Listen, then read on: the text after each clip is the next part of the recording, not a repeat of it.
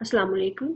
Theory of automata, introduction to automata theory हम start करने जा रहे हैं। फर्स्ट है इसका इंट्रोडक्टरी चैप्टर। इसमें हम देखेंगे कि हम ऑटोमेटा थ्योरी ऑफ ऑटोमेटा है क्या और हम इसको पढ़ क्यों रहे हैं। थ्योरी ऑफ ऑटोमेटा, ठीक है। ऑटोमेटा से क्या मुराद है? ऑटोमेटा का मतलब है ऑटोमेटिक या सेल्फ कंट्रोल, ठीक है। इसके एग्जाम्पल जैसे हमारा कंप्यूटर ले लें या और भी एटीएम मशीन या कोई भी ऐसी मशीन जो उसको हम कोई काम देते हैं वो ऑटोमेटिकली उसको परफॉर्म कर सकती है, ठीक है। इसको हम कहते हैं study of abstract computing device और मशीन, इसको हम ऑटोमेटा कहते हैं। एब्स्ट्रैक्ट का क्या मतलब है? एब्स्ट्रैक्ट का मतलब है इसके थ्योरेटिकल मॉडल्स की बेसिस पे। फॉर एग्जांपल आज हम पढ़ क्यों रहे हैं, सब पहले हम इस बात को डिस्कस कर लेते हैं कि हम थ्योरी ऑफ ऑटोमेटा पढ़ क्यों रहे हैं, ठीक है। हमने अब तक देखा, अब तक यह पढ़ा है कि कंप्यूटर क्या करता है, इनपुट लेता है, उसको प्रोसेस करता है और उसके अगेंस्ट हमें आउटपुट जनरेट करके कोई ना कोई दे देता है, ठीक है। ये सारे काम बेसिकली कंप्यूटर करता कैसे है, ठीक है। इस पे हम कभी डिटेल में नहीं गए कि कंप्यूटर में ये फंक्शनिंग होती कैसी है बेसिकली, ठीक है। इस चीज को अगर हम डिटेल में बेसिक जाते भी नहीं है as a computer science student, क्योंकि हमारा कोई ताल्लुक इलेक्ट्रिक फील्ड से नहीं है कि हम इसके इलेक्ट्रॉनिक्स में जाएं कि इसकी डिवाइसेस कैसे वर्क करती हैं, इसमें जो लगे हुए हैं गेट्स, लॉजिक गेट्स, वो कैसे वर्क करते हैं।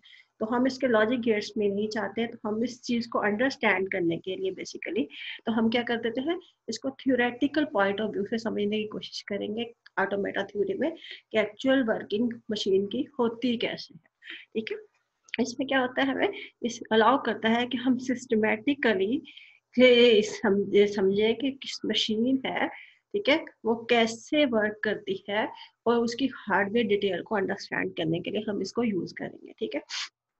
उसके अलावा हम जानते हैं कि कंप्यूटर में प्रोसेसिंग कैसे होती है, कंप्यूटर में इंस्ट्रक्शन दी कैसे जाती है, ठीक है। उसके लिए हम प्रोग्रामिंग लैंग्वेजेस यूज करते हैं, ठीक है, डिफरेंट किस्म के कंप्यूटेशनल टेक्निक्स यूज करते हैं। वो हम डिफाइन कैसे कर सकते हैं, ठीक है, लैंग्वेज जनरेट कैसे करते हैं, इसके बारे में भी हम इस थ्योरेटिकल ऑटोमेटा में डिस्कशन में पढ़ेंगे, ठीक है, ठीक है। और इसके अलावा हम इसको देखेंगे कि ये बेसिकली ये बहुत इंपॉर्टेंट सब्जेक्ट है आपका थ्योरी ऑफ ऑटोमेटा। अगर आपने इवन क्या अगर आपने कंप्यूटर साइंस में पीएचडी करनी हो, अगर आपने ये सब्जेक्ट ना पढ़ा हो तो आप अलाउ नहीं होते पीएचडी में एनरोल होने के लिए, ठीक है। ये आपका कंप्यूटर साइंस स्टूडेंट ये आपका कोर सब्जेक्ट है, तो इसका मेजर फोकस आपका इसमें होगा, ठीक है। Study of abstract computing device और मशीन। एब्स्ट्रैक्ट बेसिकली एब्स्ट्रैक्ट का क्या मतलब है? एब्स्ट्रैक्ट का मतलब है उसका थ्योरेटिकल या मैथमेटिकल मॉडल ऑफ डिवाइसेस को अंडरस्टैंड करना, उनकी वर्किंग को अंडरस्टैंड करना, ठीक है। ऑटोमेटन का क्या मुराद है कि ऑटोमेटन हम उसको एब्स्ट्रैक्ट कंप्यूटिंग डिवाइसेस, ठीक है, device need not even to be physical hardware. इस यहाँ पे हमने देखा है कि हमने थ्योरेटिकल पॉइंट ऑफ व्यू से मशीनों को देखना है, ठीक है। तो इसलिए हम इसको कह देते हैं एब्स्ट्रैक्ट, उसकी फिजिकल हार्डवेयर डिटेल में उसकी एब्स्ट्रैक्ट वे में उसकी वर्किंग को अंडरस्टैंड करते हैं, ठीक है। Different different model of machine can do and can not do, computer की क्या क्या कैपेबिलिटीज है, वो कैसे वो फंक्शन करता है, इसको भी हम अंडरस्टैंड करेंगे। इसके भी डिफरेंट किस्म के सब्जेक्ट के लिए डिफरेंट किस्म के नाम यूज होते हैं। इसको थ्योरी ऑफ ऑटोमेटा भी कहते हैं, ऑटोमेटिक थ्योरी भी कहते हैं, थ्योरी ऑफ कंप्यूटर साइंसेस भी कह सकते हैं, थ्योरी ऑफ कंप्यूटेशन भी कह सकते हैं, या कंप्यूटर थ्योरी भी कह सकते हैं, ठीक है। इसमें हम बेसिकली मशीन की कंप्यूटेबिलिटी और उसकी कॉम्प्लेक्सिटी के बारे में पढ़ेंगे, ठीक है। ऑटोमेटा थ्योरी का पायनियर कौन थे, ठीक है, उसका एलन ट्यूरिंग, ठीक है। ये फादर, और इसको father of modern computer sciences भी कहे जाते हैं। ये इंग्लिश मैथमेटिशियन था, ठीक है। उसने क्या किया, स्टडीज एब्स्ट्रैक्ट मशीन, जिसको ट्यूरिंग मशीन का नाम दिया। एब्स्ट्रैक्ट मशीन जो बेसिकली उसका मैथमेटिकल मॉडल था किसी पर्टिकुलर मशीन का, उसको उन्होंने एक नाम दे दिया ट्यूरिंग मशीन। ये इस बहुत कंप्यूटर से एग्जिस्टेंस से भी पहले की बात है, ठीक है। इसने एक और टेस्ट भी डिवाइस किया था जिसको हम कह देते हैं Turing test. Turing test basically क्या है, इसमें हम ये बेसिकली एक इंक्वायरी मॉडल है आर्टिफिशियल इंटेलिजेंस। इसमें हम डिटरमिन करते हैं कि कंप्यूटर की कैपेबिलिटीज क्या क्या है। A computer is capable of thinking like human being or not। इसको कोई भी अगर सिचुएशन दी जाती है तो ह्यूमन का रिस्पॉन्स कैसा आता है और मशीन का रिस्पॉन्स कैसा आता है। अगर ठीक है, इसमें हम बेसिकली रिस्पॉन्स चेक करते हैं कि ह्यूमन पॉइंट ऑफ व्यू से मशीन अगर रिस्पॉन्स करे तो हम कह देते हैं कि वो इंटेलिजेंट मशीन है। अगर वो वैसे ही सोचे जैसे ह्यूमन सोचते हैं, जो वैसे ही रिस्पॉन्ड करें जैसे एक पर्टिकुलर ह्यूमन बीइंग रिस्पॉन्ड करता है, तो हम उसको कहेंगे कि ये मशीन एक इंटेलिजेंट मशीन है। ठीक है, इसमें डिफरेंट किस्म के नेक्स्ट देख लेते हैं। Theory of computation historical perspective point of view से बताया गया है कि कैसे कैसे इसमें इन्हांसमेंट होती गई। 1930s में ट्यूरिंग मशीन के बारे में डिवाइस व डिसाइडेबिलिटी क्या होती है, हाल्टिंग प्रॉब्लम क्या होता है। 1940 से 50 के इरा में, ठीक है, फाइनाइट ऑटोमेटा के बारे में स्टडी की, चॉम्स्की प्रोसेस के बारे में स्टडी किया, एनपी हार्ट प्रॉब्लम क्या होती है 1969 में, और 1970s में देखा गया compiler computational and complexity theory evolve होती गई। ठीक है, इन सब की डिटेल हम बाद में देखेंगे, टाइम टू टाइम हम इसको डिस्कस करते जाएंगे। अब आ जाते हैं, हमने जैसे कि हमने अभी पहले देखा कि कंप्यूटर कैसे वर्क करता है किसी पर्टिकुलर लैंग्वेज में। ठीक है, किसी लैंग्वेज के इसके इंस्ट्रक्शन दी जाती है जिनको फॉलो करते हुए वो काम करता है। ठीक है, अब हम कहते हैं लैंग्वेज होती क्या है। लैंग्वेज बेसिकली क्या होता है, collection of sentences of finite length all constructed from a finite alphabet of symbols. इस तरह हमारी सपोज के इंग्लिश की लैंग्वेज हो गई या उर्दू की लैंग्वेज हो गई, तो बेसिकली क्या है, बेसिकली हम उसको क्या कहते हैं, कुछ बेसिक एलिमेंट्स डिफाइन कर देते हैं जिनको हम अल्फाबेट्स का नाम देते हैं। जैसे इंग्लिश के अल्फाबेट A to Z हैं, उर्दू के अपने अल्फाबेट्स हैं। ठीक है, उनका कम्बिनेशन से क्या बनता है, वर्ड्स मिलते हैं, वर्ड्स के कम्बिनेशन से सेंटेंस बनते हैं, और जो all possible combination of sentences है उसको हम लैंग्वेज का नाम दे देते हैं।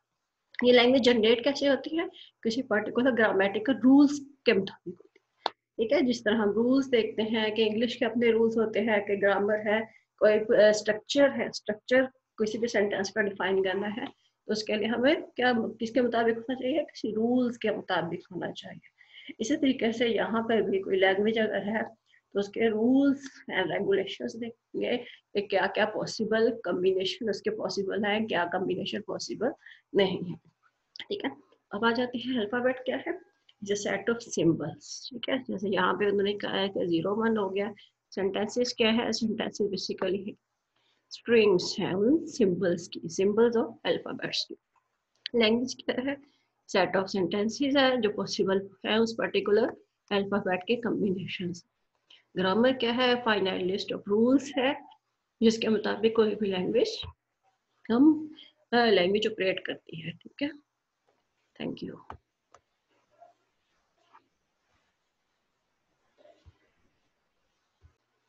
अब आ जाते हैं हम मेन कॉन्सेप्ट हैं जो ऑटोमेटिक थ्योरी के, वो डिस्कस करते हैं। ठीक है, जैसे कि हमने पहले देखा अल्फाबेट्स क्या होता है, finite non empty set of symbols. ठीक है, ये किसी पर्टिकुलर फाइनाइट सेट होता है जो एक पर्टिकुलर कॉम्बिनेशन होता है।